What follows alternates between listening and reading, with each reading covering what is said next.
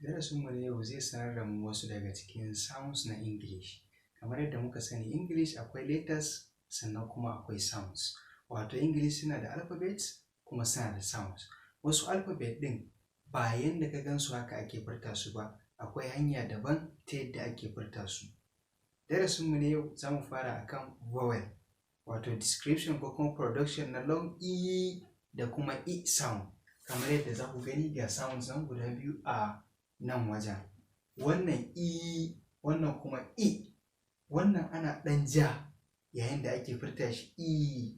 Wannan kuma ana ba a ja E kawai yanda yake. Kamar yadda za ku bambance idan muka shigo cikin darasin. Yana da matuƙar amfani ka rika bambance wajen pronunciation naka, saboda yayin da kake yin magana, idan kana so ka furta kalmar da take da long E, ka furta ta da kalmar da take da short E, to wanda yake sauraron ka fa zai fahimce ta ne a wannan mai short E ɗin, alhalin kai kuma kana nufin mai long E. Kamar misali kana so ka ce sheep na tinkiya sai ka ce ship na jirgin ruwa. So ka gani shi mai sauraron ka zai ji maganar wata iriya, kuna magana kan tinkiya kuma ka ambata mai jirgin ruwa. So akwai irin waɗannan abubuwan da yawa. Kamar misali kana so ka furta kalmar seen, past participle na see. Kana so ka ce mai I have seen him, sai ka ce mai I have seen him.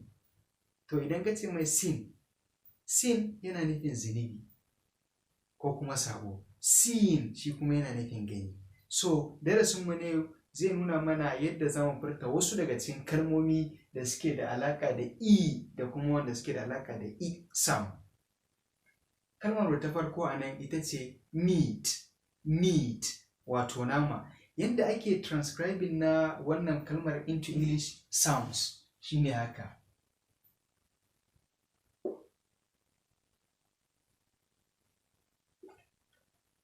Idan kana transcribing na word, wajibi ne ka saka wannan slant ɗin. Idan baka saka slanting ɗin nan ba, slanting symbol ɗin nan, so transcription naka bai yi ba. So dole ne ka ringa saka wannan slanting ɗin. Sai kalma ta biyu ita ce policeman. Kar ka ce police, kar kuma ka ce police, a'a policeman. Misali,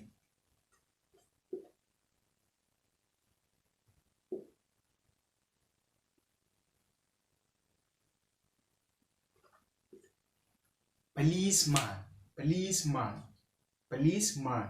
So wannan haka shine ake transcribing na wannan kalmar ta policeman. Sai kalma ta uku ita ce chief. Shi kuma haka ake transcription na shi.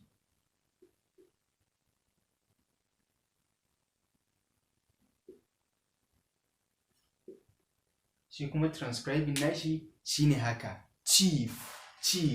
Sai kalma ta hudu ita ce queen. Ita kuma ga yadda ake transcribing nata nan.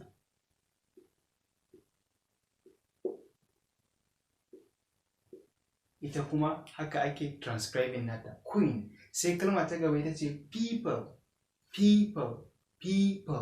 Kar ka ce people, kar kuma ka ce people kamar yadda wasu ke faɗa people ko kuma wasu ce ma people. A'a, people.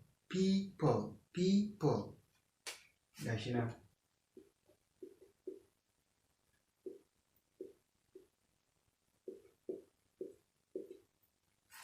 People, kar ka ce people. Wannan EO ɗin nan yana matsayin E sound, people. Sai kalma ta gaba ita ce please.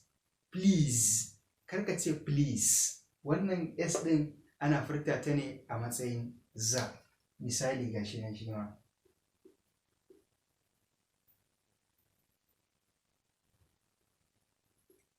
Please. Kar ka ce please. Haka ake furta ita ma kalma. Sai kalma ta gaba ita ce receive. Gashi nan.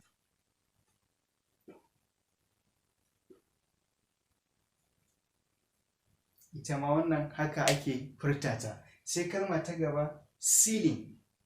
Ga ta nan ita ma ceiling.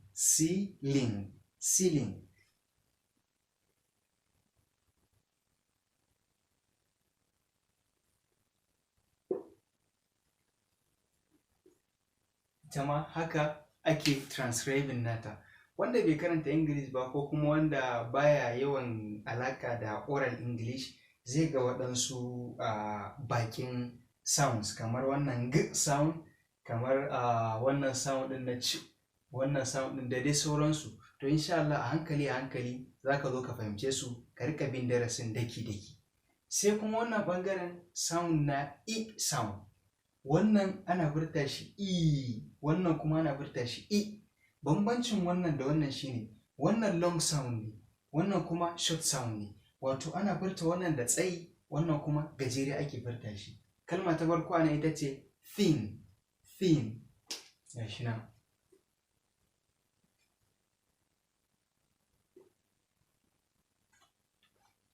Thin, thin, karka ce thin, thin, thin. Sai kalma ta biyu ita ce sister, sister.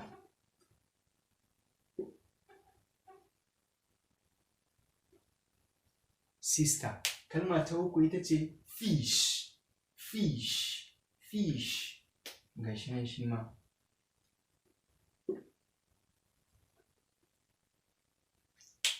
Fish. Sai kalma ta hudu ita ce stick, stick. Ga ta nan.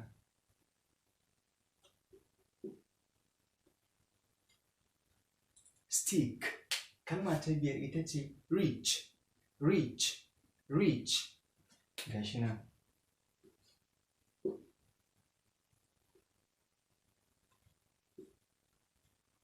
Reach, kamar rich man, reach. Sai kalma ta gaba ita ce leap, leap, leap.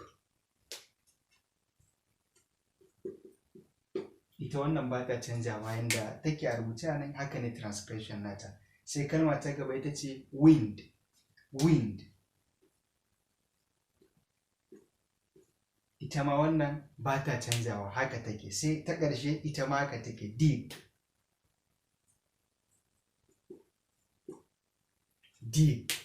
Wannan shine ƙarshen darasin. Idan baka fahimta ba, ka sake play bidiyon daga farko har zuwa ƙarshe nan, saboda ka samu ka fahimta, kai ma ka rika furta waɗansu kalmomi na turanci kamar yadda turawa suke furtawa. Sannan kuma saboda turancinka ya bambanta da na sauran mutane, wajen yin iya bakin ƙoƙarinka na ganin ka furta kalma ta turanci kamar yadda turawa suke furta ta. Sai mu shiga exercise. Yace pronounce each word carefully and notice the difference in length between e and e. Ka furta waɗannan kalmomin gabaki ɗayansu ɗaya bayan ɗaya, ka furta su, sannan kuma ka mayar da hankali wajen bambancin tsakanin e da kuma i sound, kamar yadda za ka faɗa bayan na faɗa. Yanzu idan na faɗa sai ka faɗa bayan na faɗa. Seen, seen, seen, seen, seen, seen. Seat, seat, seat, seat, seat, seat. Bead, bead, bead, bead, bead, bead. Leave, leave, leave, leave, leave. Leave. Least, least, least, least, least, least. Sheep, sheep, sheep, sheep, sheep, sheep. Furta wannan mu ji. Wannan ba. Wannan. Wannan. Wannan ba. Wannan. To anan muka kawo ƙarshen darasin nan namu. Idan ba ku yi subscribing ba, ku taimaka ku yi mana subscribing, ku yi liking, ku yi comment, sannan ku yi sharing na wannan bidiyon. Allah ya amfanar da mu baki ɗaya. Wassalamu alaikum warahmatullahi.